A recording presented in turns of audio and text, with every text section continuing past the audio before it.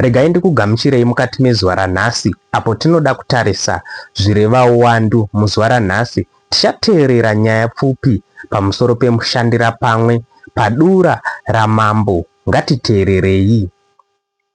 Guta rose rakaungana pamuzinda wamambo mushure mekunzwa dambudziko renzara raive rawira nharaunda.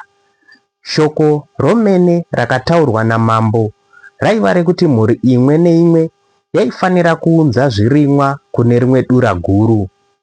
Madzimai vakatsvaga mbeu dzechivanhu dzakaita semapfunde nemhunga.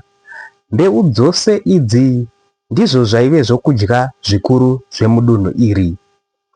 Pazuva rekubata basa, varume vakaenda kugomo kunotema matanda, vakasiya mombe dzekurima dzoga mudanga.